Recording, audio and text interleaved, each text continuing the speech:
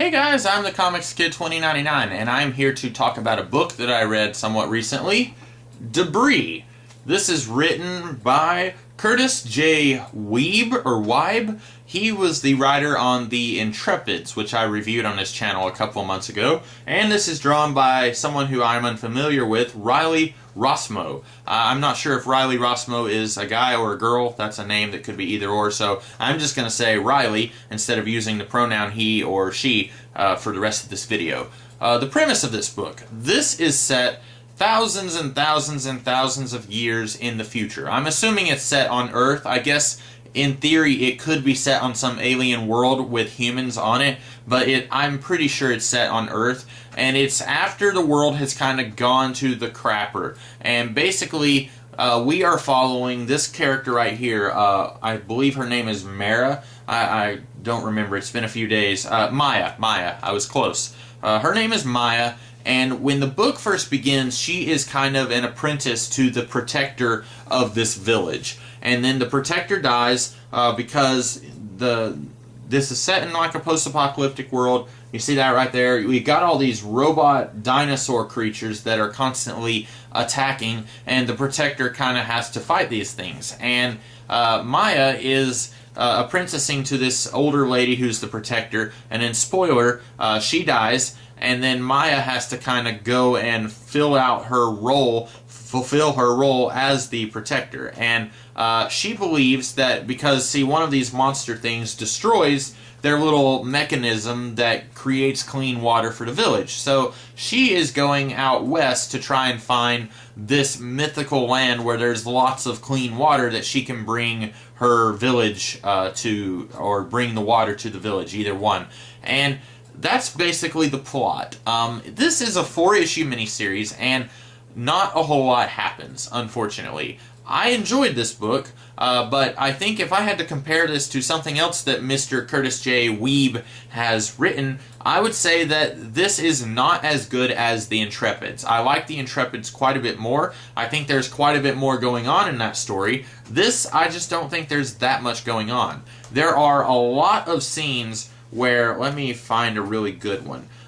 There are a lot of scenes sort of like this, where it's just a character looking at a really big landscape, and those are very beautifully drawn. But the thing is, when you have like a big 2-page spread of characters looking out over a big mountaintop or something, there's not a lot of characterization going on. There's not a lot of plot going on. Instead, it's just a chance for the artist to spread their wings. And you know, you've got a lot of different instances like that. Here's another instance of something really big happening. It's a huge splash page, but not a lot is going on. We don't have any characterization going on that page because it's just a really big splash page where we get to see a flying robot dragon.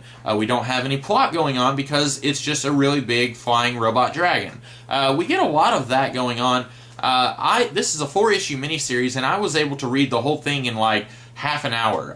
That's kind of very fast for something this long. I would think that, you know, it should take me about 10 or 15 minutes to read just one issue, but there's so little plot and stuff going on in each issue that it's pretty easy to just get through and read it really quickly. And so if you're the kind of person who you look at something and you're like, well, should I pay that much money for this thing? For example, this was $15. Should I pay $15 for something that's going to take me less than 30 minutes to read?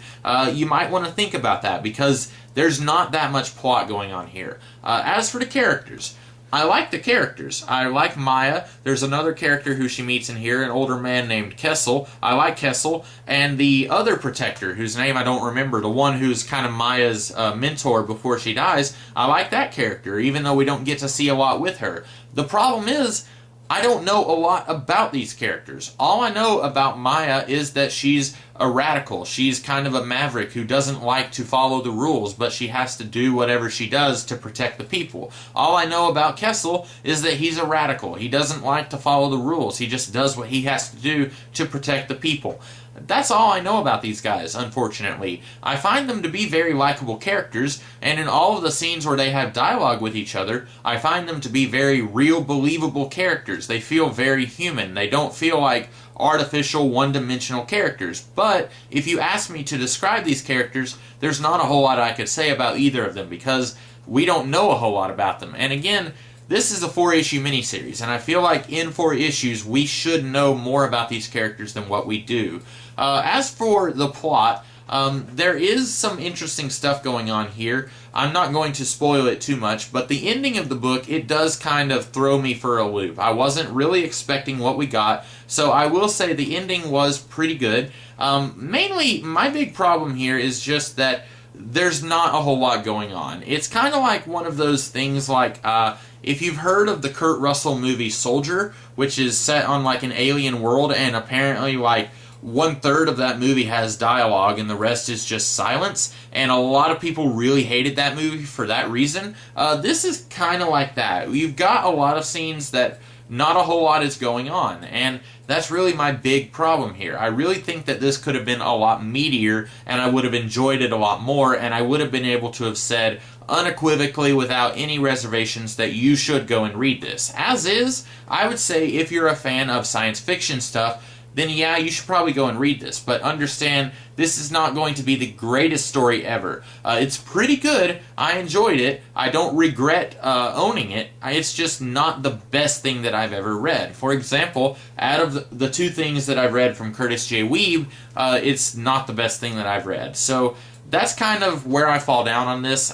It's going to sound like that I really didn't like this. If you watch this video, it's going to sound like I have a lot of problems with it. It's really just 1 or 2 problems that are just kind of pervasive throughout this whole book. I did enjoy it, and I do think that you should probably go and read this. But keep in mind what I said while you're reading it, and you might enjoy it more than I did, because I really did not expect what I found in this book to happen. So maybe if you keep it in your mind while you're reading it, you might enjoy it a lot more. That's all I have to say. I hope that you guys liked this video, and I hope that I was able to help you decide if you're going to get Debris by these 2 gentlemen, or lady. I don't know if Riley Rossmo is a man or a woman. I still don't know. I hope that you were able to decide for yourself if you're going to buy this book. I hope that you liked this review. If you did, be sure to like, share, comment, and subscribe. And I will be back later in the week with some other kinds of videos, probably. At least one more video.